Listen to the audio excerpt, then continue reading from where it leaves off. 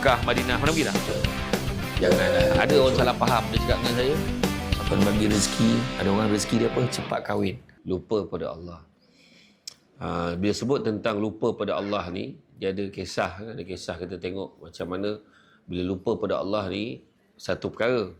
Tapi paling merisaukan kita adalah bila kita pada Allah tu, Allah pula tak pedulikan kita. Itu paling kita takut sekali. Kalau kita tengoklah kisah Sa'labah zaman Nabi tu, kisah Sa'labah. Ada dua kisah Sa'labah, kejap lagi saya cerita. Lupa kepada Allah akan menambah kerugian, menghilangkan nikmat dan menghalangi pengabdian. Bahkan di samping itu dapat pula menambah kedengkian dan penyesalan. Nampak? Bila kita lupa pada Allah, kita buat benda-benda yang yalah, Allah tak bagi kita buat tu. Yang tu kita buat lupa. Macam tu lah. Macam kita lah mak ayah kita kan. Jangan ni kan. Tapi kita lupa Ayah dah pesan dulu kan. Jangan macam tu, jangan macam ni. Macam tu kan. Biasanya yang lupa ni pesan suami biasanya. Kan abang dah pesan. Ada ke? Macam tu lah. Macam tu kan. Jadi maknanya saya pergi Kuwait. Itu di Madinah. Bayangkan Madinah last week pada hari Rabu dengan Khamis tu tengah hari dia cecah 44 darjah. Lepas tu pergi pula Kuwait. Di Kuwait pula dia kata orang Kuwait dia pernah cecah 62. Wah, saya tak tahu lah macam mana dia orang. Tapi dia orang tak keluar sangat lah. Memang panas betul lah. Panas betul. Kan? Dia demam tu bukan, saya demam sikit lah. Tapi bukan sebab panas tu. Sebab bilik sejuk sangat. Bilik tu sejuk. Lepas tu macam mana pula adjust aircon ni kan. Awak orang kampung macam tu lah kan. Jadi kita sambung bab 6 iaitu lupa kepada Allah tajuk ni. Lupa pada Allah. Bila sebut tentang lupa pada Allah ni, dia ada kisah kita tengok macam mana bila lupa pada Allah ni satu perkara. Tapi paling merisaukan kita adalah bila kita pada Allah tu, Allah pula tak pedulikan kita. Itu paling kita takut sekali. Kalau kita tengoklah kisah Sa'labah zaman Nabi tu, kisah Sa'labah. Ada dua kisah Sa'labah, kejap lagi saya cerita. Lupa kepada Allah akan menambah kerugian, menghilangkan nikmat dan menghalangi pengabdian. Bahkan di samping itu dapat pula menambah kedengkian dan penyesalan. Nampak? Bila kita lupa pada Allah, kita buat benda-benda yang yalah, Allah tak bagi kita buat tu. Yang tu kita buat lupa. Macam tu lah. Macam kita lah mak ayah kita kan. Jangan ni kan. Tapi kita lupa Ayah dah pesan dulu kan. Jangan macam tu, jangan macam ni. Macam tu kan. Biasanya yang lupa ni pesan suami biasanya. Kan abang dah pesan. Ada ke? Macam tu lah. Macam tu kan. Jadi maknanya benda tu macam tu lah juga dalam kehidupan kita. Kehidupan bertuhan ni kan. Kehidupan kita ada Allah. Dan Allah melarang kita buat sekian-sekian perkara, Allah suruh kita buat sekian-sekian perkara, dan bila kita lupa tu, dia akan menghalangi pengabdian, mengabdikan diri kita kepada Allah. Dan begitu juga dapat menambah kedengkian. Sebab kita lupa ni, sedangkan dengki tu tak baik. Apa maksud dengki? Saya pernah tanya, apa maksud dengki? Jadi saya tanya, saya jawab. Kan? Dengki ni maksudnya kita faham iri hati, kan kita faham cemburu kan, tapi dengki ni kalau kita faham maksud dengki ni, insya-Allah kita tak nak dengki dah, iaitu dengki samalah artinya seolah-olah kita mempersoalkan apa yang Allah dah tentukan untuk orang lain. Itu dengki. Nampak? Cuba kalau kita lah kan dapat sesuatu orang persoalkan, apa perasaan kita? Kita kecil hati. Anak kita dapat 5A straight A's dalam periksa akhir tahun darjah 5. Contohlah kan. Itu pun dah bangga dah, nak celebrate. Memang gila nak celebrate dah. Itu baru result darjah 5 hujung tahun tu. Terdengar pula kata mak saudara seorang ni, memanglah cikgu tu semua kawan-kawan dia. Kecil hati kita. Sedangkan anak kita ni menangkut-nangkut belajar ni. Contoh itulah kan. Oh, dapat naik pangkat. Saya dengan ini, saya naikkan pangkat kamu. Sebab merit kamu dapat naik ni. Alhamdulillah. Saya suka puas hati dengan kerja kamu. Terdengar pula cerita kat pejabat. Macam mana dia tak naik pangkat? Dia dengan bos macam mana pula? Dah di ulu kilir dia ngikut bos tu. Dia bodek je bos tu hari-hari. Saya dulu, adalah kisahnya, saya dulu bekerja, dulu saya jadi timbalan pengarah. Saya pernah jadi pengarah, tapi sebelum tu saya jadi asisten pada pengarah. Saya timbalan pengarah di Seremban.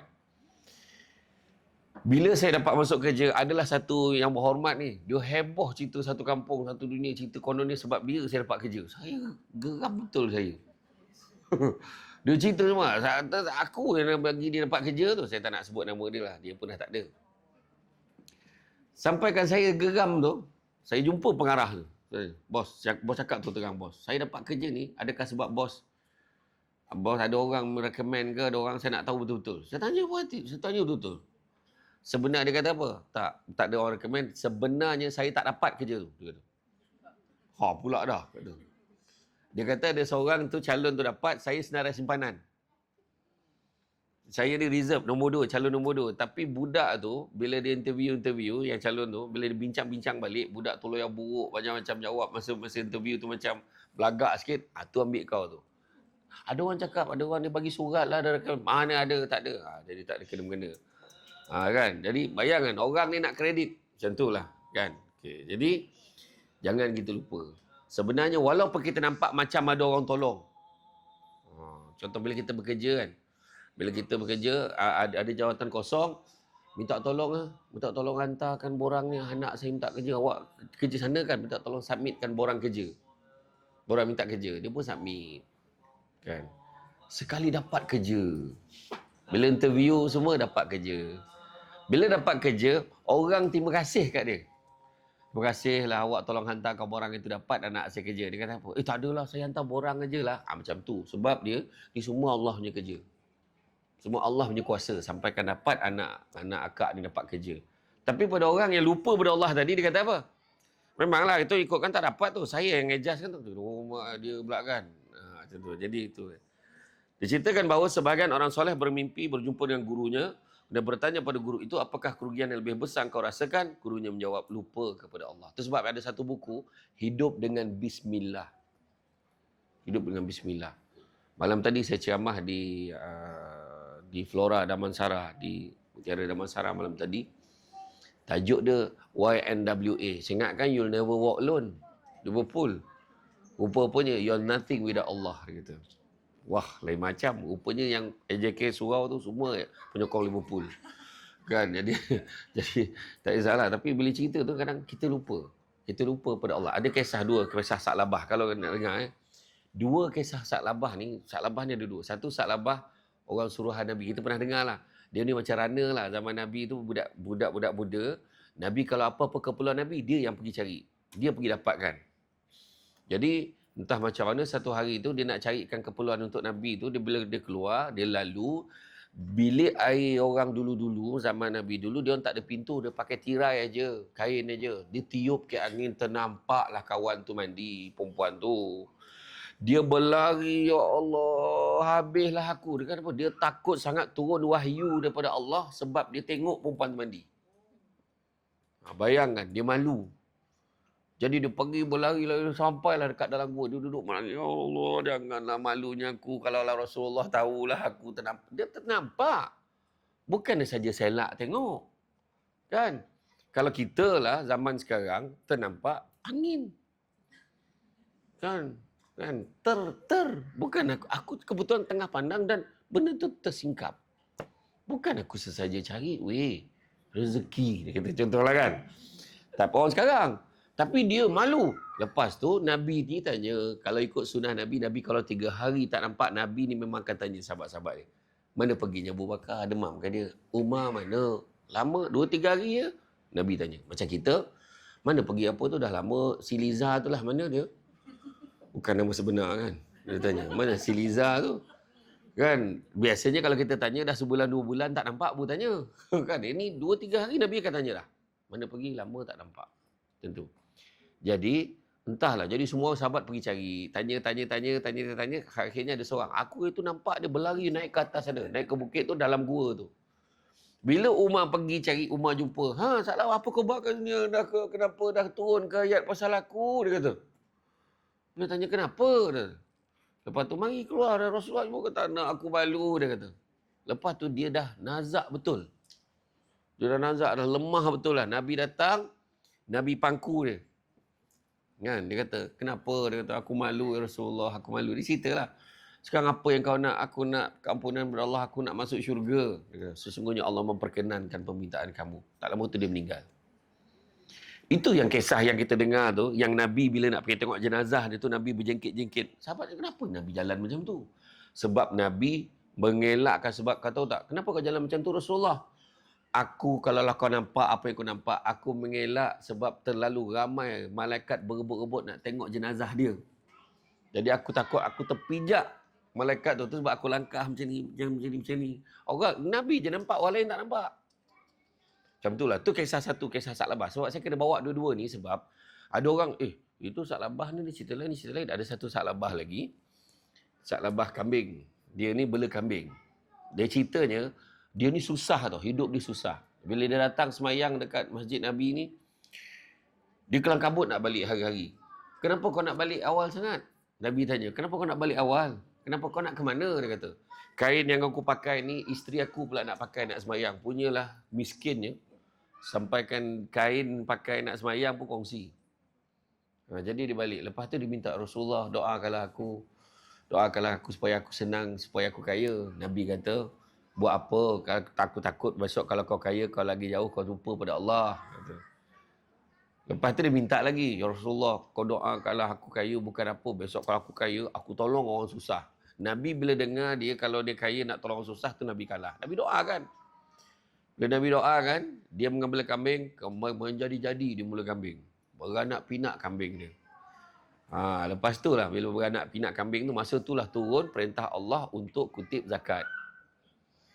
Dulu adalah zakat ternakan, bagi seekor kambing, 2 ekor kambing, bagi selain pada duit kan. Jadi bila tanya, sampailah pergi ke rumah Zainab, pergi ke rumah ini, sampai kat dia, nanti dulu aku belum habis kira lagi. Dia bagi alasan. Tapi dalam hati Sa'labah ni kata apa? Dia kata, Rasulullah ni dengki dengan aku. Dan dia dah tahu aku kambing banyak, mulalah dia nak kutip zakat lah, apalah kat tu. Dalam hati dia lah. Kemudian tak macam mana, satu hari sampailah turun ayat. Turun satu ayat, perintah Allah, dia kata, lebih kurang ayat tu lah, bila ada manusia ni, bila dia berikan rezeki, dia bersyukur. Tapi bila Allah tak bagi rezeki, dia mula cakap, semua Allah sedang berikan bala pada dia. Seolah-olah dia nak menuduh Allah macam-macam lah. Jadi bila turun ayat tu, maka Nabi kata, tak usah lagi dah orang kutip zakat daripada Sa'labah. Nabi kata. Jadi akhirnya, yang utusan Nabi yang jalan pergi kutip zakat ni sampai kat dia. Aku belum habis kira lagi. Apa utusan ni? Tak apa. Kami bukan nak kutip zakat pada engkau pun. Sebab Rasulullah dah pesan, jangan kutip zakat pada engkau. Dah turun dah ayat. Supaya jangan kutip zakat pada engkau ni. Terkejutlah dia. Dia tersentak masa tu. Dia seret, bawa kambing-kambing dia datang jumpa Nabi. Nabi kata, kenapa kau datang ni? Dia kata, aku nak bayar zakat. Sesungguhnya pintu zakat dah tertutup buat kamu. Kata Nabi. Masa tu lah dia meroyan tu. Dia meroyan, dia duduk dekat padang pasir tu. Dia ambil pasir tu, dia tabur kat kepala dia. Lepas tu dia tak dapat nak. Dia tak bayar zakat lah. Dia menyesal betul. Tapi apa Allah bagi kat dia? Beranak pinak lagi kambing dia. Beranak pinak kambing dia. Makin lama makin banyak. Makin lama makin banyak. Inilah yang disebut sebagai istidraj. Maknanya Allah terus bagi ni supaya, bagi kelebihan supaya dia terus jauh daripada Allah. Tu saya kata yang kita takut pasal lupa pada Allah ni, dia kita takut tu. Jadi, lepas pada tu, bila kambing dia dah terlalu banyak, orang kampung pun marah dia. Kau tak boleh bela dah kambing dekat sini, kau pergi bawa jauh sikit. Bawa dekat lembah, bukit, gunung. Akhirnya, sampailah Nabi wafat, sampailah Saidina Abu Bakar wafat, meninggal dunia, sampailah Saidina Umar, akhirnya sampailah ke zaman Saidina Osman, dia masih lagi tak boleh bayar zakat tu, semua tak terima zakat dia. Dan akhirnya dia meninggal dunia, tak bayar zakat. Itu cerita tu, keadaan tu. Kita tak payah bagi kambing kan, RM7 satu kepala, RM7.50. Tu pun ramai yang lihat nak bayar kadang. Lagi satu, jangan lupa zakat harta kita. Tahu, zakat simpanan. Orang perempuan banyak masuk dengan aku hanya sebab dia zakat barang omeh, barang golang dengan rantai. Jangan main-main. Yang kita timbang simpan tu ada timbangan dia. Yang kita pakai tu ada kiraan dia. Zakat emas yang kita perhiasan yang letak dekat kabinet tu pun ada kiraan dia. Jangan memandang alah sikit sangat je takkan nak tak pergi kira. Bawa pergi ke zakat, tolong kirakan. Jangan sedar asbab itu je kita tak masuk syurga. Itu sebab ada perempuan yang biarlah aku tak pakai barang kemas, senang. Betul kan? Orang nanti gelinya Ada ke istilah gelinya tu? Orang dulu-dulu je faham gelinya tu, subang tu lah.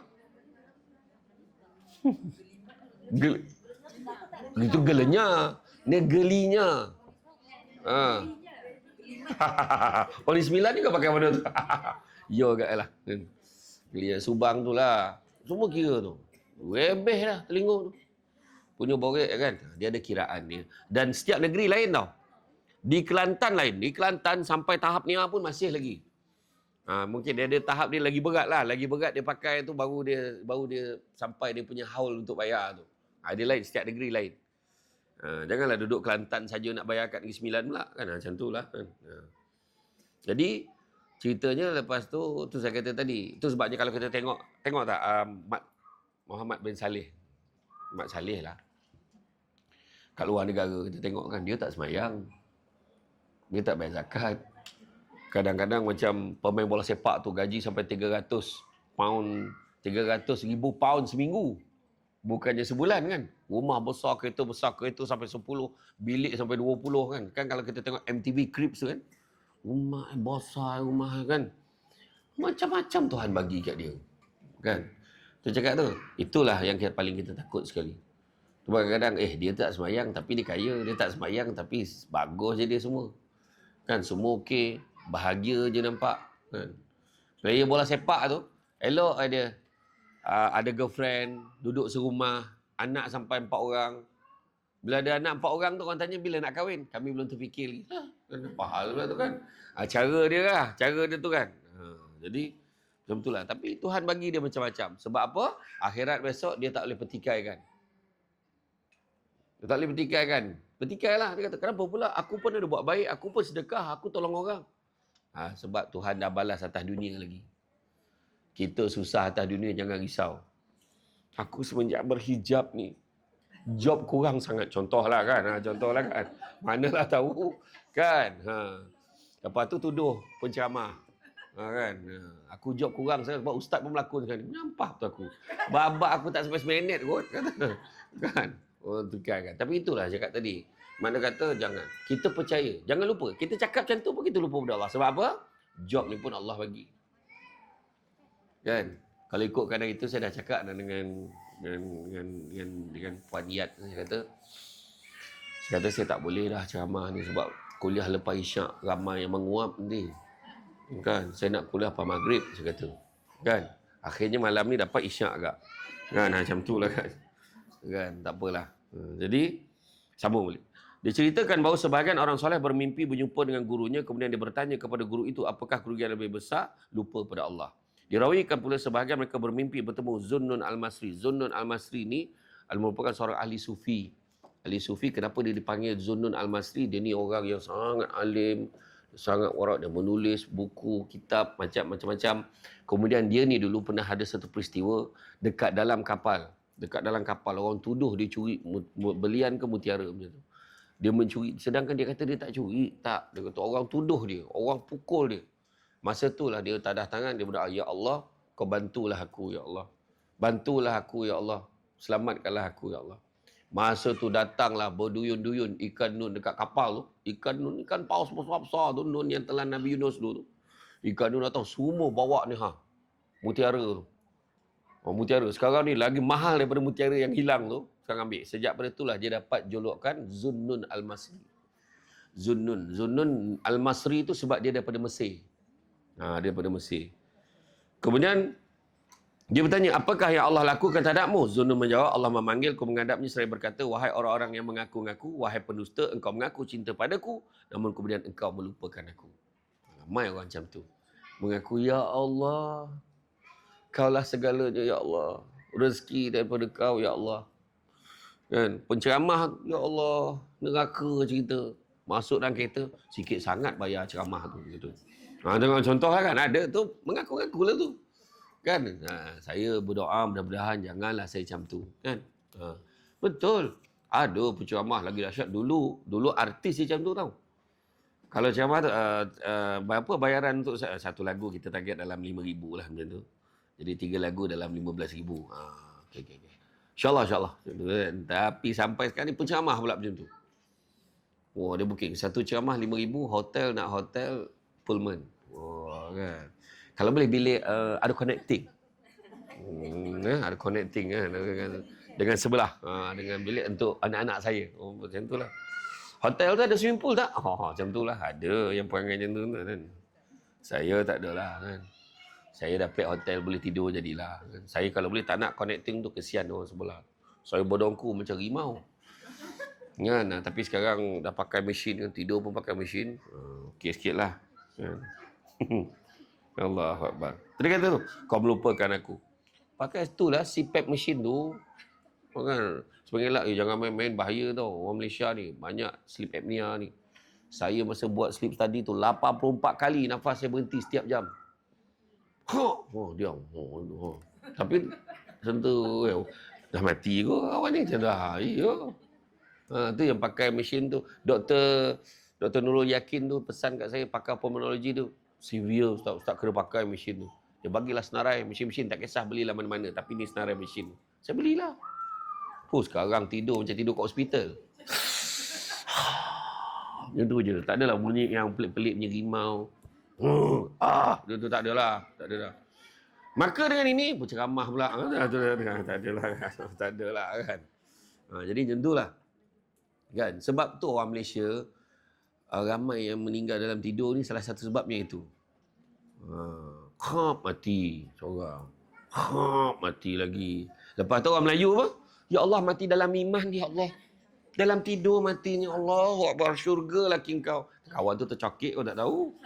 Kan? Tu dia kan. Kemudian dia bersyair, engkau selalu lupa sedang hatimu tetap lalai, padahal umur kian tiada, namun dosamu makin bertambah. Diceritakan pula seorang lelaki soleh bermimpi berjumpa ayahnya. Dan bertanya, wahai ayah, bagaimana keadaanmu? Ayahnya menyatakan, wahai anakku, dahulu aku hidup lalai dan mati pun dalam keadaan lalai. Allahu Akbar, janganlah gitu macam tu. Kan? Tersebut dalam kitab Zahri Riyad bahawa Yaqub AS bersahabat dengan malaikat maut. Ini yang orang ramai. Bila saya sebut ni, Nabi Yaqub bersahabat dengan malaikat maut, ramailah yang marah. Bukan Nabi, itulah dia ni bukan dia tahu pun. Dalam kitab tulis ni. Bukannya Nabi Yaqub saja, tapi Nabi Idris pun baik dengan malaikat maut. Ada orang cakap kan, Nabi Idris. Sebenarnya Nabi Idris bukan Nabi Yaqub. Tak. Nabi Idris ada kisah lain. Nabi Idris dia pernah cakap dengan malaikat maut ni, dia kata, cubalah kau matikan aku. Aku nak rasa macam mana sakaratul maut tu. Bila dia cakap macam tu, macam mana aku nak matikan kau? Sedangkan yang boleh membenarkan aku matikan kau, dicabut nyawa kau, hanya Allah. Lepas tu maka Allah pun bagi tahu, kau cabutlah nyawa dia. Masa cabut nyawa dia, akhirnya dia dapat peluang. Bila dia dah mati, dia kata, kau bagilah aku masuk ke dalam neraka. Aku nak tengok macam mana keadaan neraka tu. Dia kata, macam mana aku nak masuk neraka kalau bukan Allah izinkan? Maka Allah izinkan, masukkanlah dia dalam neraka. Lepas tu masuk kalau aku dalam syurga. Macam mana aku nak masuk dalam syurga kalau aku tak dapat keiznan Allah? Ni ringkas cerita lah. Saya cepatkan ni. Dapat masuk dalam neraka, dapat masuk dalam syurga. Punya cantik. Dia tengok dalam neraka, teruk. Dia tengok dalam syurga. Ya Allah, cantik betul. Kan? Dia macam-macam lah keindahan dia nampak. Masa dia nak balik tu saja ditinggalkan slipper dia. Saja ditinggalkan slipper dia dekat syurga. Bila dia balik sampai ke dunia, dia cakap, aduh, hai Israel, kata, aku tertinggal slipper aku dekat dalam syurga. Boleh tak kau hantar aku balik? Bila hantar balik, kali ni Nabi Idris tak nak keluar. Idris tak nak keluar. Dia kata, kenapa kau tak nak keluar? Kau nak keluar. Nanti Allah marah, dia kata. Tahu dia kata apa? Aku tak nak keluar sebab aku dah pun mati. Aku dah melalui sakaratul maut.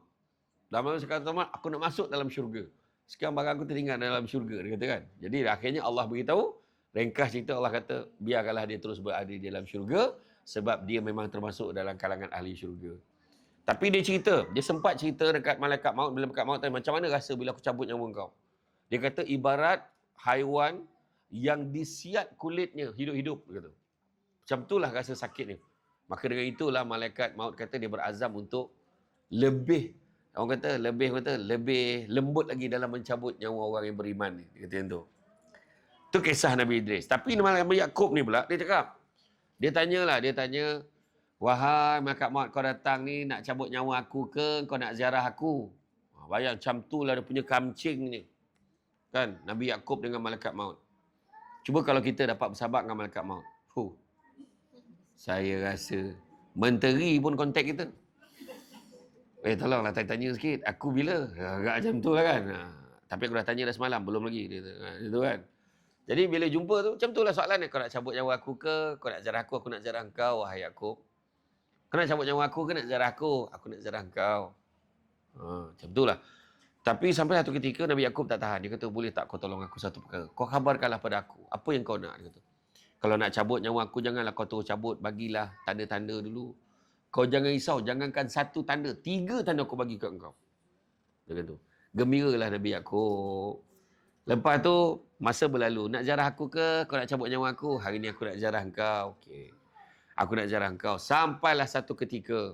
Hari ni kau nak jarah aku ke nak cabut nyawa aku? Sesungguhnya hari ini, kali ini aku datang, aku nak cabut nyawa kamu, wahai Yaakob. Nabi Yaakob pun tanya, apa cer? Itu saya lah, ayat saya lah tu kan. Nabi Yaakob tak adalah cakap macam tu. Nabi Yaakob tanya, kenapa? Bukankah kau telah berjanji kepada aku nak bagikan tanda-tanda tu? Sesungguhnya aku dah bagi dah tanda tu kat engkau. Yang pertama, badan kau yang tegap sudah mula menjadi lemah. Yang kedua, badan kau yang tegak sudah mula menjadi bongkok. Yang ketiga, rambut kau yang berwarna hitam sudah mula menjadi putih. Dah ada lem tanda tu. Kalau dah ada, standby. Soalan bocor namanya. Tahu? Tahu? Tu kata tu.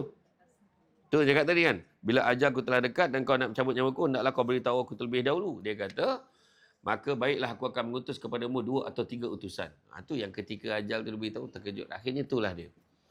Rambut kita, badan kita. Dulu kan okey. Tak kisah. Shooting sampai pukul 3-4 pagi. Kan? Seminggu sampai sederek shooting. Kan? Menangis, kejap nangis, kejap marah, kejap nangis, kejap marah. Kan? Itu kan? Kan? Contohlah kan. Berlakon kejap watak ni. Dulu stamina lain. Macam saya lah bulan puasa ceramah 4 ke 6 ceramah sehari. Tapi bila tahun ni dah rasa, Allah dah tua dah aku ni. Rasa macam tu lah kan. Dah tak raya dah. Tapi hari tu saya buat satu benda yang saya tak pernah buat selama ni. Hari tu masa saya pergi umrah tu, first time saya naik Jabal Nur tu. Sebenarnya saya tak pernah naik. Selalu naik lah. Eloklah kau naik. Selalu cakap eloklah kau naik kan. Kali ni aku naik. Sebab geram pula aku tengok orang tua Turki tu. Dengan bertongkat, sampai di atas. La ilaha illallah. Betul. Lepas tu yang aku paling heran, orang meniaga air kat atas tu. Buka meja tu, orang masa bila dia bawa meja dia semua naik atas ni. Tapi sekarang ni nak naik Jabal Nur tu, dia dah buat track. Macam ni, zigzag ni. Macam ni, 3. Lepas tu baru kita naik bukit tu. Lepas tu bila naik sampai atas tu kan, ya Allah saya nak muntah dan aku nak turun dah jauh pula naik kata. Ada seorang tu, Pakistan tu tolong picit. Malaysia Madani sebut dia. Aku pun heran, kau mana kau tahu Madani ni? Kata, picit semua. Sampai atas. Saya kata tak pernah cuba tu. Cakap, tak pernah saya naik macam tu. Tapi turun laju. Macam gelongsor turun. Itu kita ingat balik kan. Nabi dulu susah hati naik Jabal Nur. Susah hati naik Jabal Nur. Kita naik susah hati. Macam kan susah hati, susah kaki. Allah, macam mana? Memikirkan Siti Khadijah bagaimana hantar makanan dengan tahu umur dia dah 55 tahun naik ke atas tu. Ya Allahu Akbar. Kuat je lah. Kan? Itulah dia. Keazaman dia. Nabi rindukan wahyu. Nabi naik atas. Pandang mana Jibril. Macam tu. Kan? Macam itulah.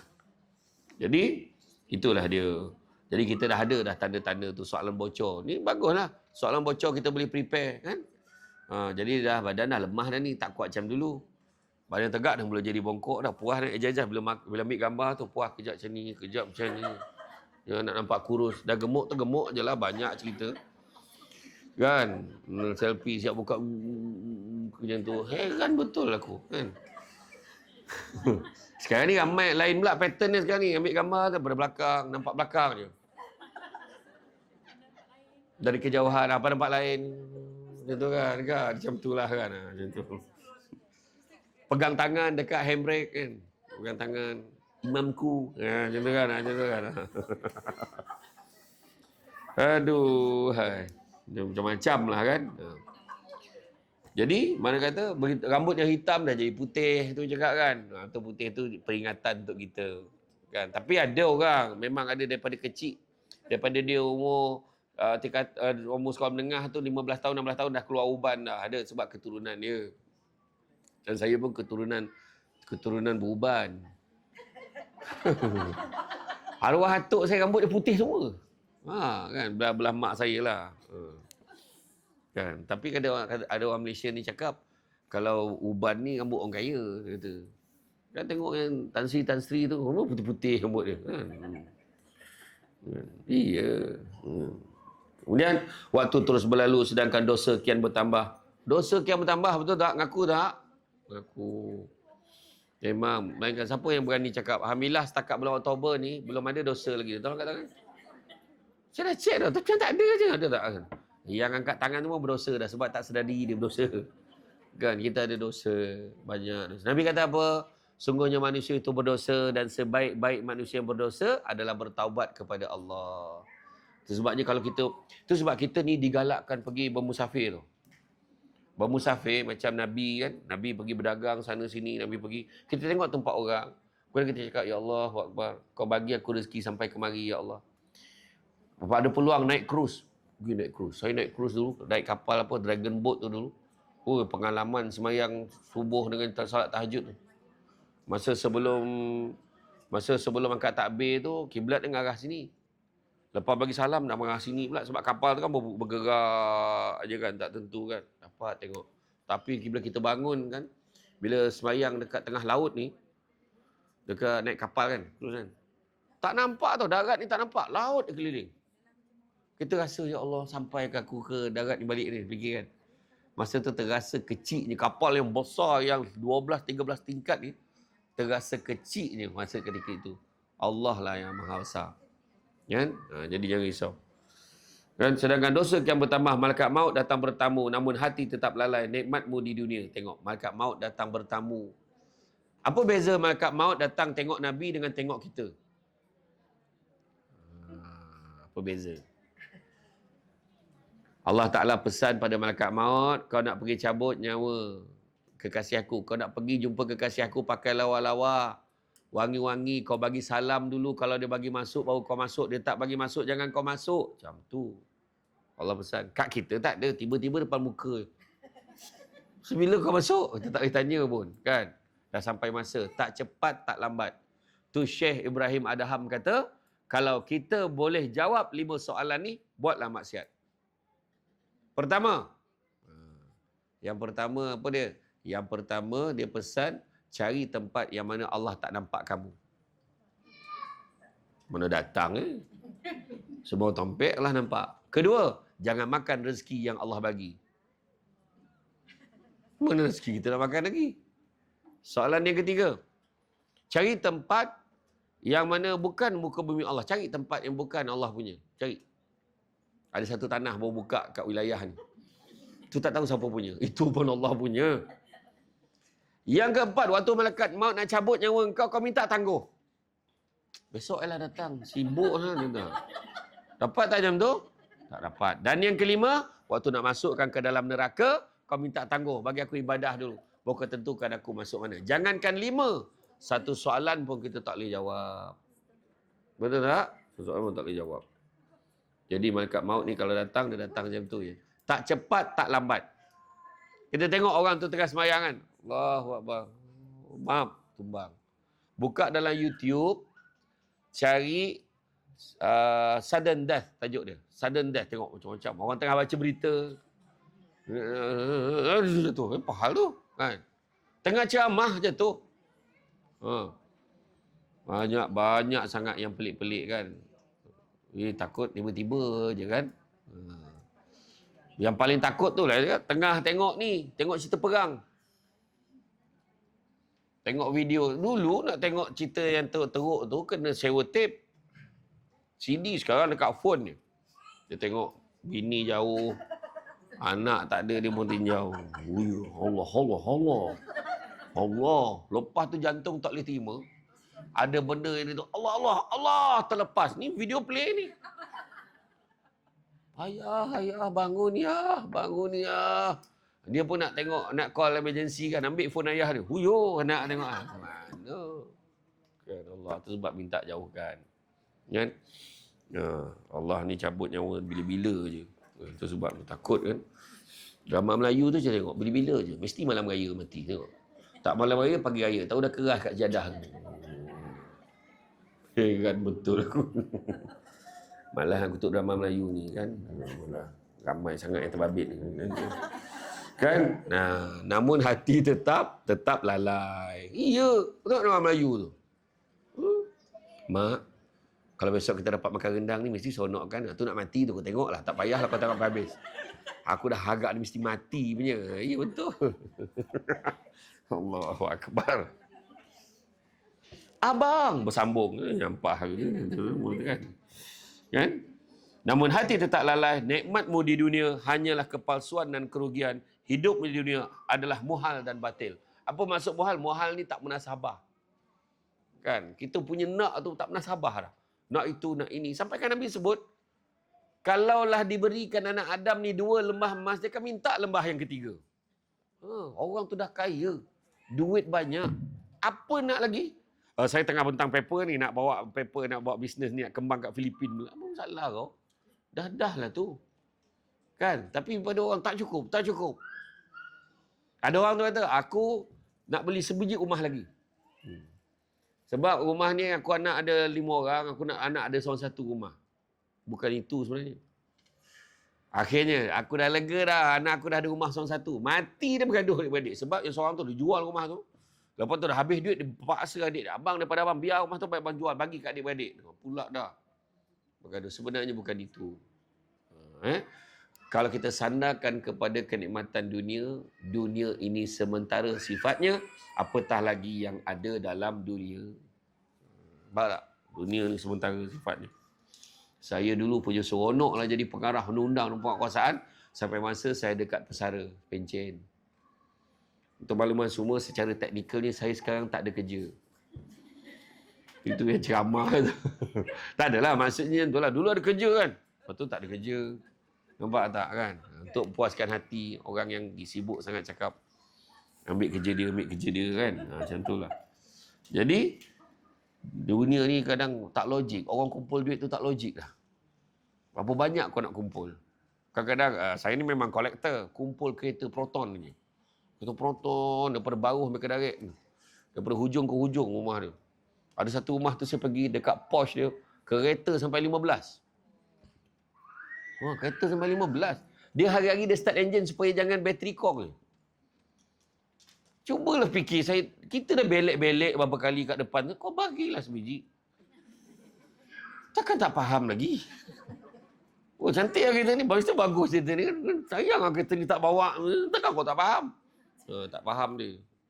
Dia ada orang kaya ni. Lembab ni banyak. Abu Ali Ad-Daqaqi berkata, aku datang menjenguk lelaki soleh sedang sakit, dia dikerumuni oleh murid-muridnya. Dia memang seorang guru besar. Ketika itu dia kelihatan menangis, padahal umurnya memang sudah lanjut. Maka aku tanya dia, wahai Syekh, apakah kau menangis di dunia ni? Dia menjawab, bukan, aku menangis kerana aku tidak boleh melakukan solat lagi. Allahu Akbar. Pernah tak kita macam tu? Kan? Ya Allah, macam mana aku nak solat ni? Faham tak? Kan? Dia menerangkan. Lepas tu aku tanya lagi, mengapa demikian? Padahal engkau telah banyak solat. Dia menerangkan, kerana ini hari terakhir bagiku. Padahal aku sujud dalam keadaan lalai. Aku angkat kepalaku dalam keadaan lalai. Jangan-jangan aku mati pun dalam keadaan lalai juga. Maksud dengan lalai apa? Semayang tu dia tak semayang betul. Semayang, tapi kepala fikir lain. Allahu Akbar. Jadi tak macam masuk serbat malam ni? Contohlah fikir. Rombongan tu pukul apa gerak? Ya Allah, air tak tutup tadi. Dia fikir. Betul kadang orang Melayu ni semayang, nak cari barang hilang, semayang lah. Semayang, Allah atas meja punya, baru teringat atas meja. Tengah semayang, pun jumpa barang hilang, bayang. Tu yang, Assalamualaikum warahmatullahi. Assalamualaikum warahmatullahi. Atas meja. Dia siap cakap dengan anak ada atas meja. Anak tengah cek barang, dia boleh tahu tu. Allahu Akbar. Kan? Jadi, tu dia kata tadi. Kan? Jangan-jangan mati dalam keadaan lalai juga. Tak maulah macam tu kan. Tu kita doa hari-hari apa? Allahumma khtim alaina bihusnil khatimah wala takhtim alaina bisu'il khatimah. Matikalah aku dalam keadaan baik. Tengah dengar ceramah, mati. Pahal dia tu ingat golak. Senyum, kau senyum pahal tu. Dah mati. Mati. Kan elok cerita masa bila dia meninggal. Masa tengah dengar kuliah. Allah meninggal dalam taman syurga. Masa bila dia meninggal? Dia meninggal tengah pergi dalam perjalanan pergi rumah urut. Tengah urut dekat Amoy Vietnam tu mati. Bayangkan. Janganlah kita mati dalam keadaan macam tadi tengah tengok video mati. Video yang tak elok pula kan. Sendirian tanpa teman setelah mulia dan jaya, tubuhku tergadai dengan tanah liat, kerenungkan panjang dan lebarnya hisap, juga hinanya makamku waktu diberi kitab. Namun harapanku kepada Engkau, wahai Tuhanku, wahai penciptaku, Engkau ampuni kesalahanku. Minta ampun dengan Allah banyak-banyak. Aku banyak dosa, ya Allah. Dulu aku banyak dosa, ya Allah. Banyak betul dosa aku. Aku banyak-banyak buat benda tak elok. Jom tengok dekat dalam. Sekarang ni kan media sosial kan. Tunjuk semua benda. Okay, pada orang lelaki, kalau nak power, ya Allah, dia boleh cakap macam tu. Live tau. Aku yang terkejut dan terkesima ni, kenalah dengan sampai habis. Apa yang dia cakap ni sebenarnya? Tapi, apa Nabi pesan? Ingat tak kita kuliah kita lepas? Malu dan iman datang bersama. Hilang satu, hilang semua. Dia kadang-kadang dengan pakaian yang ketat. Betul tak? Kan? Pakaian ketat. Lepas tu dengan... Tak ada malu lah. Terima kasih. Dia seronok bilang puji. Cantik badan awak. Makasihlah. Mengasih atas keikhlasan. Keikhlasan? Bayangkan tu. Kan? Jangan. Hati-hati. Itu kata tadi, lupa pada Allah lah jadi tu. Sebab lupa daripada Allah. Ingat. Sekarang ni memang dekat dalam media sosial kan, tengok berlumba-lumba orang bagi statement. Lepas tu yang komen kat bawah tu macam duduk serumah dengan orang tu. Kan? Yelah, saya bukannya nak backing sesiapa, tapi saya fikir apakah masa depan keluarga itu setelah perpisahan berlaku. Macam itulah kan. Alah, kan ya. Nasib baik ada orang buat live TikTok ke? Ni lalu lah budak dengar langsung kena ban kan. Kan. Betul. Kena tengok kan sian. Itu sebab saya pesan, terutama golongan artis, kan. Yang bila berlaku konflik, saya selalu tegur dekat dalam media sosial, saya kata jangan kita benarkan orang ulas. Jadi senyap je. Kan? Wartawan tanya, so apa perkembangan kes hari ni? Kau sibuk kenapa? Yang wartawan ni pun satu hal, melaga-lagakan. Betul ke dengannya puncanya? Apa hal kau? Lagi satu yang program hari Ahad tu. Panas. Mari kita terjah. Apa cer? Dengar ni contoh lah kan. Jangan melaga-lagakan, tak baik. Di Indonesia dah lama haram dah. Banyak program tu diharamkan. Betul. Jangan. Bila wartawan tanya, macam mana perkembangan kes hari ni? Alhamdulillah semua berjalan dengan baik. Terima kasih kepada semua. Semua saya minta semua. Kalau boleh doakan yang baik-baik untuk kami. Ya? InsyaAllah. Terima kasih. Assalamualaikum. Dah. Tak naklah kita sombong dengan wartawan. Sebab kan biasa artis wartawan selama ni mengangkat saya ke tahap yang saya ada pada hari ni. Kan? Macam tu lah kan. Aduh, ya statement kau kan. Tak apalah. Tapi macam tu je. Sebab selagi mana belum dimuktamadkan perceraian itu, kamu masih lagi suami isteri dan haram hukumnya membuka aib pasangan. Ingat tu. Dan kalaupun dah sudah, sebaik-baiknya janganlah buka. Sebab sekarang ni bukan zaman dulu tau. Zaman sekarang kita cakap, saya memang menyampah dengan isteri saya tu. Dia dah buat saya macam-macam. Yang isteri pula, jantan tak gunalah ini kan. Kita cakap sekarang, besok kita dah tak terdaya macam ni. Anak kita tengok balik video yang tahun 2024 dulu. Masa tu, ya Allah, kenapa mak aku macam ni? Kenapa ayah aku panggil macam ni? Itu yang kita tak nak.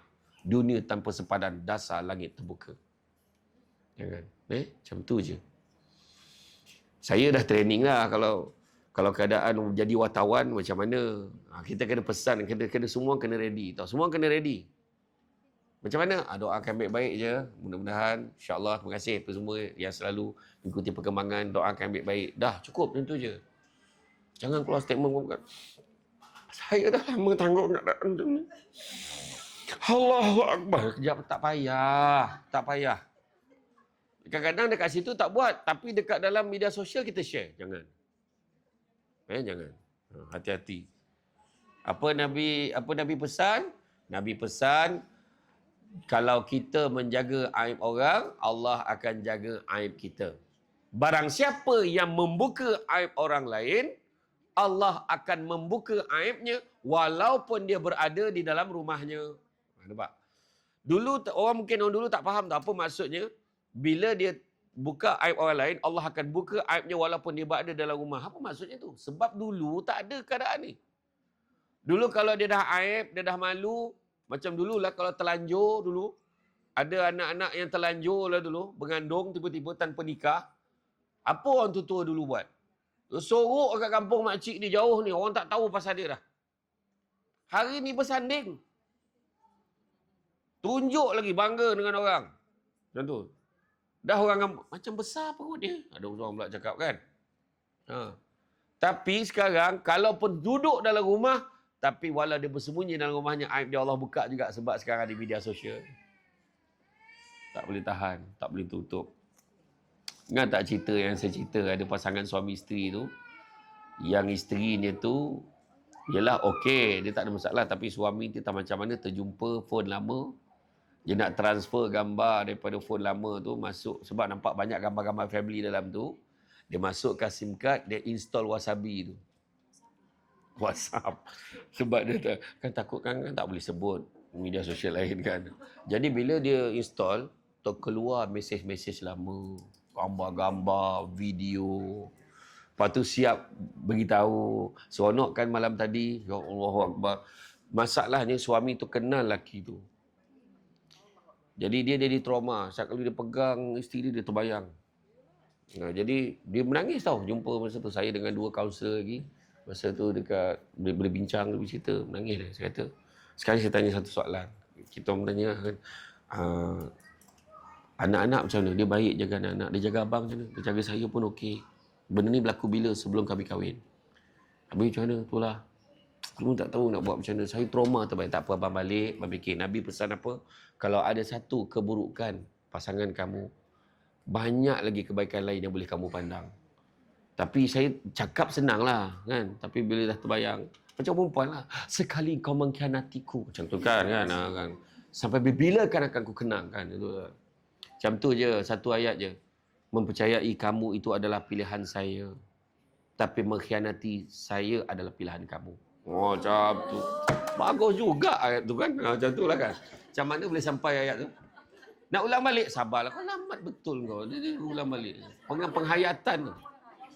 Kan, mempercayai saya adalah pilihan kamu. Dia kena dengan penghayatan tu. Kena ambil mood sikit dia.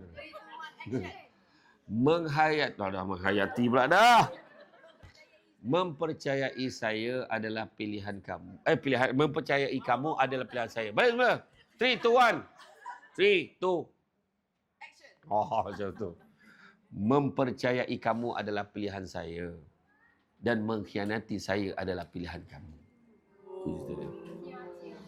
Kan? Nanti dulu jangan dulu. Tunggu cut. Baru macam tu. Faham? Dah nak masuk dalam tu. Okey? Macam tu lah keadaan ni. Jadi, apa yang berlaku pada suami tu tadi, yang dah trauma tadi, lepas 2-3 bulan, kita jumpa dia balik. So, macam mana bang? Dia kata, saya pegang tangan isteri saya. Saya cakap dia, abang minta maaf.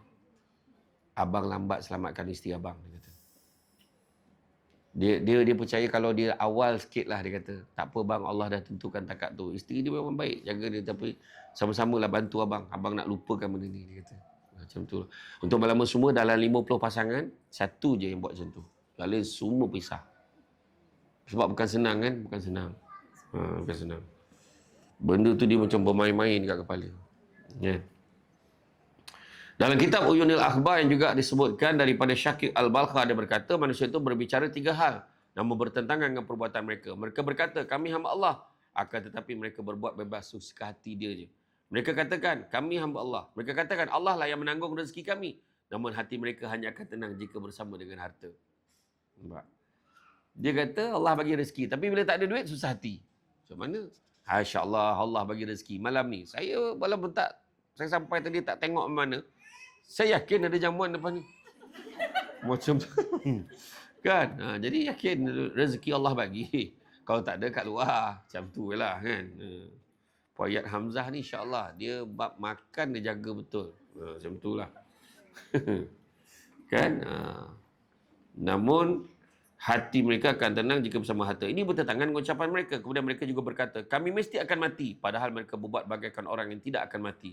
Ini pun bertentangan dengan ucapan mereka. Lihatlah dirimu, wahai saudaraku, dengan badan yang mana engkau menghadap Allah. Dengan lisan apakah engkau akan menjawabnya? Lalu apa katamu jika dia bertanya, siapakah jawapan yang benar atas pertanyaan itu? Takutlah pada Allah. Sungguhnya Allah Maha mengetahui apa yang kau perbuat. Nasihatilah orang-orang mukmin agar tidak meninggalkan apa yang diperintahkannya, serta agar mereka mengesahkannya dalam bersendirian dan dalam ramai. Depan orang ke, bersendirian ke, tetap mengesahkan Allah. Itu saya selalu pesan. Bangun malam, qiyamul lail. Kan? Set kunci jam. Kunci jam pukul 3.30 pagi atau pukul 4 pagi. Kunci jam pukul 4 pagi, telajak pukul 7. Dapat pahala kunci jam. Faham tak? Bangun malam, tak dapat. Bangun malam, paling tidak bangun malam, duduk kat katil. Saya ada pesan kan tu. Ya Allah, banyak dosaku, ya Allah. Ya Allah, banyak dosaku, ya Allah. Ampunilah aku, ya Allah. Rasa tak tertanggung, rasa. Minta ampun dengan Allah. Paling tidak dah tu. Tak dapat sehari sekali, buat seminggu sekali. Tak dapat seminggu sekali, sebulan sekali. Tak dapat sebulan sekali, setahun sekali. Tak dapat setahun sekali, 10 tahun sekali. Tak boleh 10 tahun sekali, seumur hidup sekali. Bangun malam. Tapi kalau yang itu pun tak dapat, cari tali, gantung diri, mati lagi baik. Payah mana kan. Orang suruh bagi option yang paling ringan, makin lama makin tak nak. Orang Melayu lah terutama je kan. Dia nak ringan lagi. Tak ada kekurang lagi. Dia qiyamul lail ni bangun malam, tapi bangun kencing tidur balik tak kira tahu. Dia mesti bangun beribadah pada Allah. Paling simple. Apa yang kita boleh buat? Istighfar. Astagfirullah. Sebab Nabi pernah ditanya, kaifa nastaghfir ya Rasulullah? Macam mana cara istighfar? Nabi ajar, astagfirullah. Kan? Ataupun astagfirullahalazim. Gajian lagi, astagfirullahalazim allazi la ilaha illa wal hayyul qayyum wa atubu ilaih. Gajian lagi, astagfirullah innallah kana tawwaba.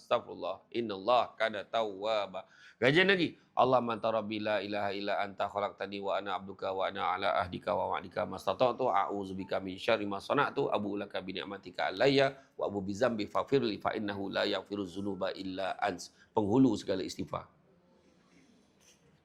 Astaga Nabi tak ajar. Tu beritahu tu. Astaga ni dengar tu tak ada. Ya? Lagi satu lagi ada orang tu cakap tak biar. Astaga. Macam tu kan tak, tu Nabi tak ajar. Astagfirullah. Sebab apa? Kelebihan ramai yang tak tahu astagfirullah ni, istighfar ni. Contohlah ni, ini kitab amal kita. Ini dosa kita masa 8 hari bulan Oktober. Kita tidur, kita istighfar tadi. Kita buat 1000 kali sehari. Jangan terus buat 1000. Penatnya langsung tak buat lagi dah.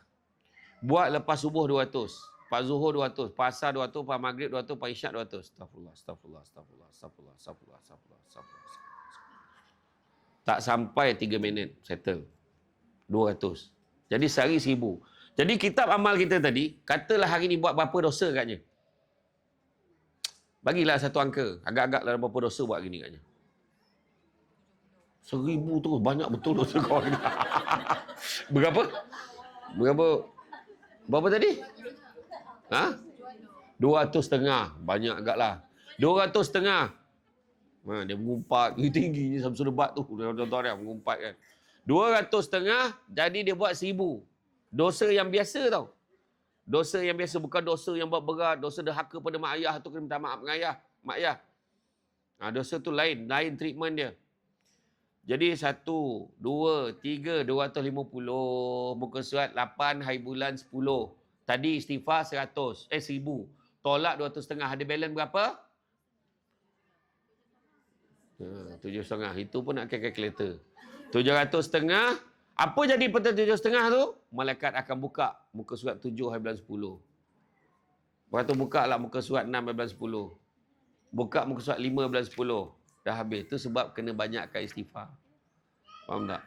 Itu sebab hati kita tak tenang. Antaranya sebab kita tak minta ampun dengan Allah. Orang yang paling sombong bagi salam. Assalamualaikum warahmatullahi wabarakatuh. Assalamualaikum warahmatullahi wabarakatuh. Terus bangun. Cabut. Istighfar tak? Doa pun tak. Tu dia. Nampak tu? Kan dia lah yang paling sibuk, terpaling. Sekarang istilah dia kan terpaling. Terpaling sibuk. Paling tidak istighfar 3 kali. Astagfirullah. Astagfirullah. Astagfirullah. Baca doa paling pendek kita tahu. Allahumma barik lana fima razaqtana wa qina azabannar. Alhamdulillah bil alamin. Itu doa apa? Nah, tengok doa makan. Allahumma barik lana, ya Allah berkatilah kami fima razaqtana, kata rezeki kami, wa qina azabannar, jauhkanlah kami daripada azab neraka. Mana makan? Itulah baca doa, faham atau tidak? Salah tu. Sebenarnya kalau kita tengok dalam filem Munafik 2, kalau nampak hantu, nampak lembaga, doa yang paling bagus kita nak baca, tu Allahumma. Allah baca macam Samsul Yusuf baca tu. Allahumma barik fima razaqtana wa qina azabannar. Lari lembaga tu. Sebab apa? Dengan aku nak dimakan ni, dia kata. Hantu pun tahu tu doa makan masalahnya kan. Jadi kalau nak baca doa tu jangan kuat-kuat sangat, takut budak kecil dengar. Allahumma barik lana. Budak-budak sebelah baca doa makan kata kan. Itu masalah kan, budak tu dengar kan macam itulah. Okey? Nah, macam itulah.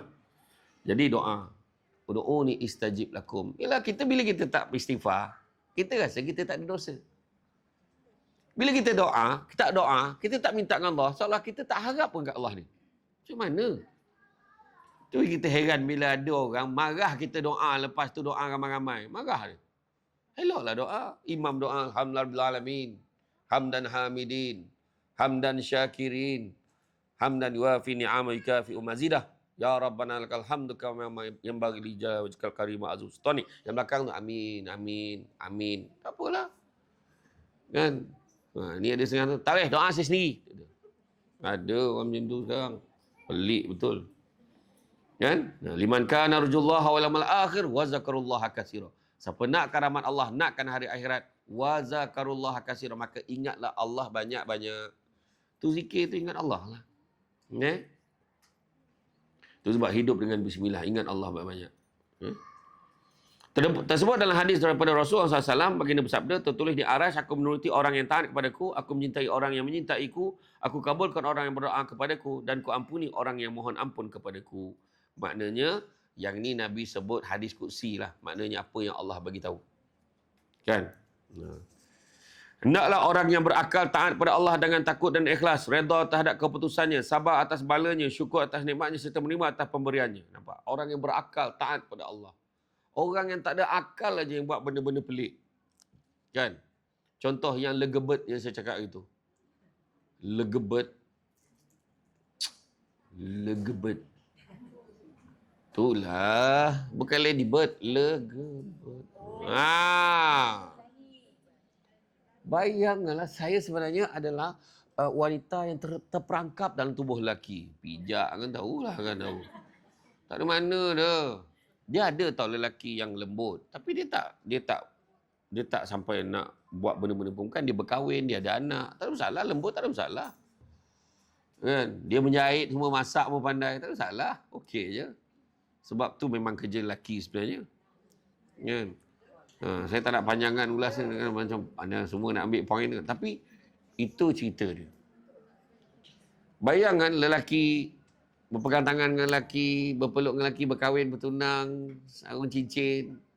Tu dekat Bukit Merah tu pusat konservasi orang hutan. Orang hutan tu kemurungan tu fikir benda tu. Bukankah dia manusia? Tapi kita orang hutan ni lebih orang daripada dia. Dia kata.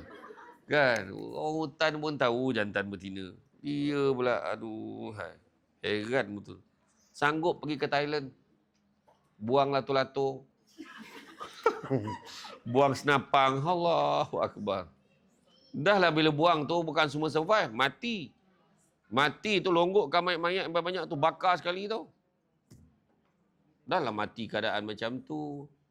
Macam manalah menghadap Allah Ta'ala besok dekat hari kiamat besok. Lato-lato dah tak ada. Betul, dia bangkit besok keadaan macam mana dia mati tu, dia bangkit lah.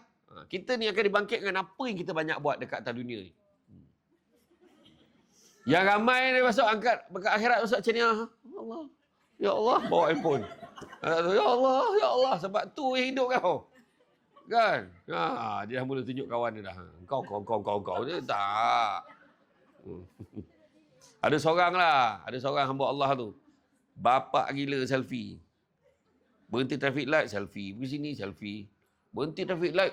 Oh, merah sempat lagi. Dia buka lampu. Selfie. La ilah Allah, teruk betul. Penyakit rupanya. Ada orang. Betul ada. Tapi satu, saya tak nak sebut nama lah. Dia masa musim PKP tu, dia paling rajin sekali update pasal hari ni kematian berapa. Dia nak ambil alih kerja Tan Sri Nur Hisham. Ya, dia umum hari ni berapa kematian, berapa ni. Kan kita ingat tak gitu kan. Betul lah. Masa tu semua insaf terus. Masa PKP kan. Insaf terus masa tu. Semua, ya Allah, apalah nak jadi ni, ya Allah. Dengan ini diumumkan PKP dilanjutkan. Ingat tak suara tu kan. Macam itulah. Jadi hendaklah berakal taat pada Allah. Allah SWT berkata, barang siapa tidak reda dengan keputusanku, tidak sabar atas pemberianku, tidak bersyukur atas nikmatku, serta tidak menerima akan pemberianku, hendaklah dia mencari Tuhan selain aku. Makna Allah tak nak kat dia. Sembahlah Tuhan selain aku. Pergi cari lain. Allah tak bagi dah kat kita.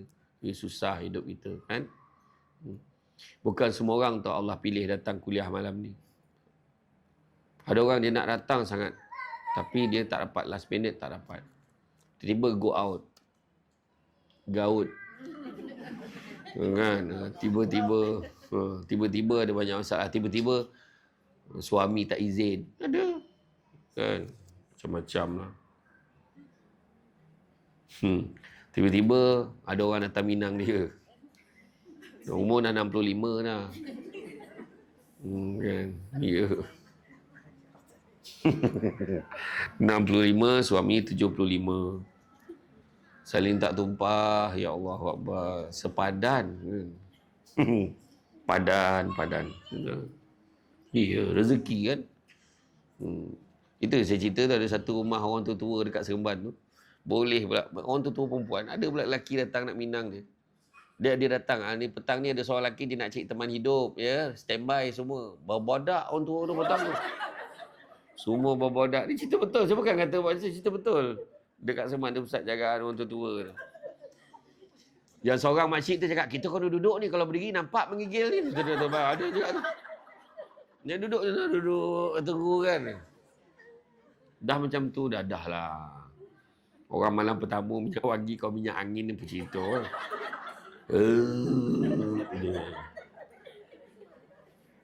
Siang boleh cakap dengan orang. Siang cakap, aku kahwin muda, steady, orang tua. Budak perempuan tu baru buka satu butang, dah mati. Dah banyak, dah tergantung tak boleh terima. Kan? Janganlah cari susah kan. Tapi kalau dah jodoh kan, tak apa. Yang golak tu terbayang tu kan. Terbayang. Kemudian seorang lelaki berkata kepada Hasan Al-Basri radhiyallahu anhu, aku tidak menemukan kelazatan dalam taat. Lalu Hasan berkata kepadanya, barangkali engkau memandang dalam wajah orang yang tidak takut kepada Allah. Ibadah bererti engkau meninggalkan segala sesuatu kerana Allah. Bila ibadah, tinggalkan yang lain. Itu sebab ada para sahabat dulu, kan? Sampai yang ada para sahabat termasuk Sayyidina Umar pernah kalau nak cabut panah dekat kaki dia tu, tunggu aku solat dulu. Bukannya bila dia solat tu dia tak rasa. Dia rasa cuma fokus dia kepada Allah tu lebih daripada benda lain. Tu maksud dia. Kita boleh macam tu. Contoh khusyuk macam ni lah. Kita tengok KL menjerit. KL gangster, tak kira lah tengok cerita apa. Saya tengok kan, tengah syok tak pernah tengok. Sekali anak lalu. Kita tolak dia macam ni kan. Tapi mata tengok situ, makna tu maksud dia. Itu khusyuk lah tu. Fokus lebih. Tak terbayang dah benda lain. Fokus tu lebih. Kan, macam kita lah tiba-tiba dapat masuk. Tiba-tiba manalah tahu Perdana Menteri ke. Raja panggil datang ke istana kan. Tengok je. Dah tak peduli dah orang lain masa tu. Macam tu lah kira. Kan? Kemudian. Seorang lelaki berkata pada Abi Yazid, aku tidak menemukan lazat. Ini dah sudah tadi. Diceritakan bahawa seorang lelaki sedang bersolat. Ketika dia membaca, Iyyaka na'budu. Kepadamu aku menyembah. Iyyaka na'budu wa iyyaka nasta'in. Dia berasa telah menyembah Allah dengan bersungguh-sungguh. Tiba-tiba dalam nuraninya ada yang mengatakan, engkau bohong. Kau hanyalah menyembah makhluk. Segera dia bertaubat dan memisahkan diri pada manusia. Ketika tiba malam dia solat dan bila sampai membaca Iyyaka na'budu, ada lagi berkata, bohong, kau hanya menyembah pada hartamu. Maka segera disedekahkan seluruh hartanya. Namun ketika dia solat lagi dan sampai membaca Iyyaka na'budu, ada berkata padanya, kini telah benar engkau menyembah Tuhanmu. Bukanlah maknanya apa? Maksudnya, janganlah kita ni sampai menjadi hamba kepada benda-benda lain sampai lupa pada Allah. Kan? Lupa dia kepada Allah. Dalam kitab Raunaqul Majalis diceritakan seorang lelaki kehilangan sukatan yang dia perbuat daripada bulu. Sukatan daripada bulu tu nak sukat. Nah, kan? Nak timbang, nak kira. Dia tidak tahu siapa mengambilnya. Ketika dia tengah solat, tiba-tiba dia ingat siapa yang mengambilnya. Itu cerita tadi tu. Tengah solat, buta ingat kat mana penyukat bulu tu. Kan? Kemudian, dengan sebab itu, cepat dia menghabiskan solatnya dan berkata pada pelayannya, pergilah pada si fulan, ambillah sukatanku daripadanya. Pelayan itu bertanya, masa bila Tuan mengingatinya? Tuannya menjawab, ketika aku solat. Kemudian pelayannya berkata, rupanya Tuan mencari sukatan, bukan mencari Allah. Hati tuannya tercuit, lantas pelayan itu dia merdekakan berkat iktikadnya. Nampak? Kan? Tu yang cerita macam seorang tu nak tengok orang dulu hebat kan. Seorang tu nama dia Husam bin Noh. Dia ada hamba seorang nama dia Mubarak. Mubarak ni hitam betul, metalik, berkilat, tak ada yang hitam daripada dia. Dia badui. Kemudian dia pesan, kau jaga ladang buah aku ni. Aku nak berdagang di luar. 3 bulan aku tinggalkan kau tolong jaga ladang buah aku. Lepas 3 bulan dia balik, dia tanya, sekarang kau petik 3 biji buah yang paling manis aku nak rasa. Dia pun petiklah 3 biji buah, dia pun makan. Buah pertama masam, buah kedua pahit, buah ketiga tawar. Dia pun marah. Macam mana 3 bulan aku bagi kau jaga ladang aku ni? Takkan kau tak tahu mana masam, masa mana yang mana satu manis? Takkan kau tak tahu? Demi Allah, kau pesan kat aku suruh jaga ladang ni. Kau tak pernah suruh aku rasa.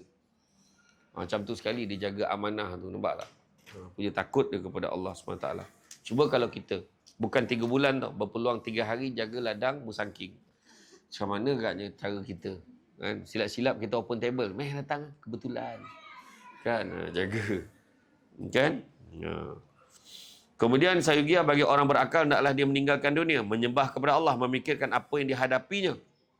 Kan? Serta menghendaki akhirat. Sebagaimana telah dinyatakan oleh Allah SWT. Allah Ta'ala beritahu apa?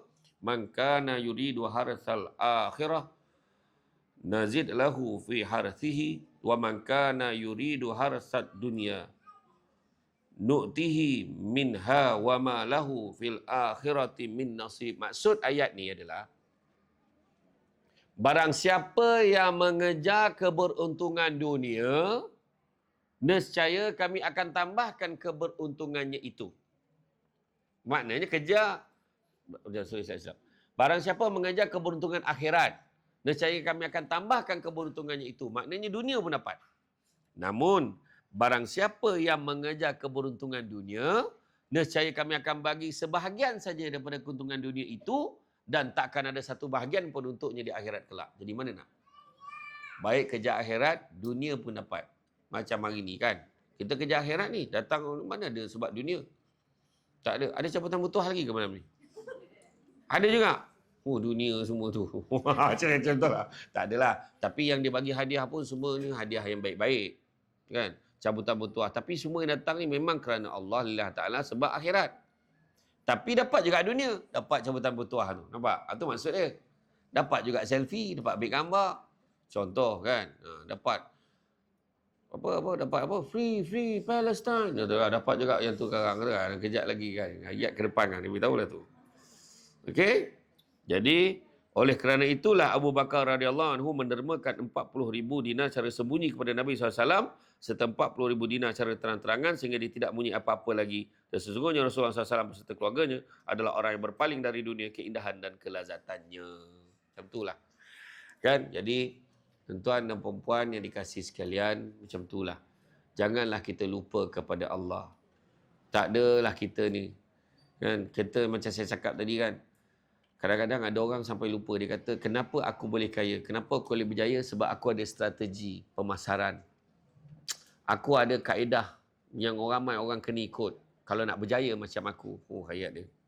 Sedangkan dia terlupa kejayaan dia yang dia ada ni sebab Allah izinkan. Orang lain ada je peluang. Bukan kerja keras juga, tapi Allah belum izinkan dia senang macam kita. Mungkin macam tu. Kan ada orang ada anak. Ada orang ada anak 5, 7 orang anak. Tapi 7, 9 semua baik. Heran tengok. Macam mana boleh baik budak tu? Saya pernah datang dekat ceramah dekat Melaka baru ni. Di Pahang baru ni. Di Kuantan. Dia kata dia kahwin dengan isteri dia. Isteri dia tu ada 21 orang beradik. Satu mak, satu ayah. Dan isteri dia anak yang ke-17. Betul. Mak ayahnya ada lagi? Ada. Tapi dia kata Alhamdulillah, adik-beradik dia semua baik-baik. Tahfiz Quran lah apa semua. Allahu Akbar. Seronok dengar. Kita pun heran kan. Kita mengapa Yasin pun tengah terbalik ni. Depan belakang. Kejap tiba-tiba dah. Iza arada syai'an ayakula lahu kun fayakun. Dah habis dah. Dia tu kan. Pendek sangat Yasin aku baca ni, dia kata kan. Dan, tapi dia orang ni diajar kan. Macam mana boleh ada? Sebab rezeki Allah bagi. Kadang ada anak tu macam ni. Sebab Allah bagi ujian. Anak ni pun ujian. Isteri pun ujian. Suami pun ujian. Kan? Semua tu ujian. Ada orang, dia boleh tahan dengan ujian susah. Tapi dia tak tahan dengan ujian senang. Ada? Bila susah, dia baik dengan semua orang. Sedekah tak tinggal. Masuk at least 20%, 5%, RM1 masuk. Dah kaya langsung tak jumpa dah.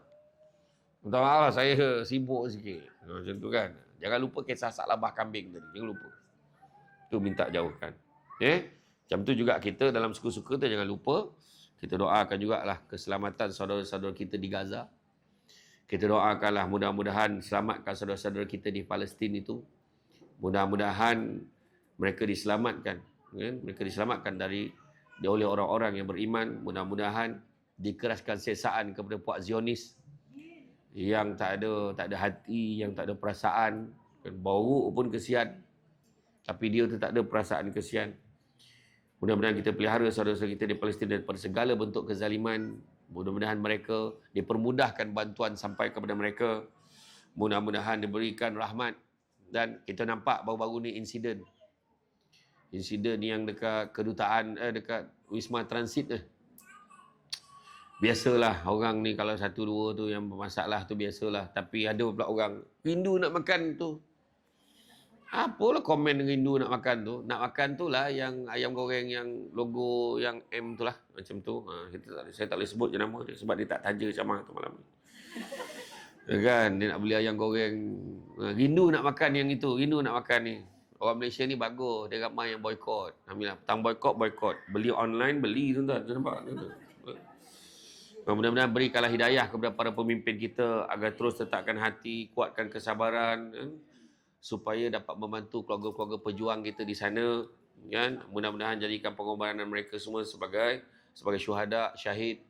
Dan mudah-mudahan Allah Ta'ala menunjukkan kemukjizatan kudrahnya. Mudah-mudahan gantikan perjuangan mereka, nyawa dan darah mereka dengan kemenangan di akhirat dan juga syurga. Kalau kita tengok kan sebenarnya yang kita nampak yang datang kat Wisma Transit tu sikit je. Yang ramai tak nak balik. Biarlah mati kat sana. Dia kata kan. Macam tu lah. Susah kalau kita bayangkan jadi tempat dia orang pun susah kita kan. Macam mana pun syukurlah. Belajarlah bersyukur dengan apa yang kita ada. Mudah-mudahan Allah tak lupakan kita. Kita pun janganlah lupakan Allah. Kan mengingati Allah SWT ni semua satu nikmat yang sangat besar sebenarnya. Bukan semua orang ada. Ada orang masih leka lagi. Saya cerita kan, saya dulu masa kerja jadi pengarah undang-undang dan penguasaan dulu, saya terlibat dengan operasi bersama dengan pejabat agama, pergi kelab-kelab dandut, pergi disko, pergi. Masa pergi kelab dandut tu ramai orang tua-tua. Kan, ya Allah, macam mana dia? Itu sebab saya kata, bukan semua orang Allah pilih pergi majlis ilmu. Kan? Bukan semua orang. Ada orang dengan umur dia 50-60 masih lagi tipu orang. Masih lagi kesana kemari, masih lagi buat benda-benda tak elok. Tapi mudah-mudahan dengan memperbanyakkan kita pergi ke majlis-majlis ilmu, mudah-mudahan Allah Ta'ala lindungi kita. Kita masa duduk majlis ilmu ni, malaikat ni menaungi kita tau. Kita tak nampak. Kalau nampak lagi kita. Pahala ni. Dia naungi dan dia catat semua. Apa yang kita buat. Semuanya pahala. Termasuklah. Mana malaikat sampai tu. Kan, malaikat bagi pahala termasuklah awak tidur ke, termasuklah kita leka ke, termasuklah kita buat benda lain. Tapi duduk dalam majlis ilmu itulah keberkatannya. Taman-taman syurga. Jadi itu saja daripada saya.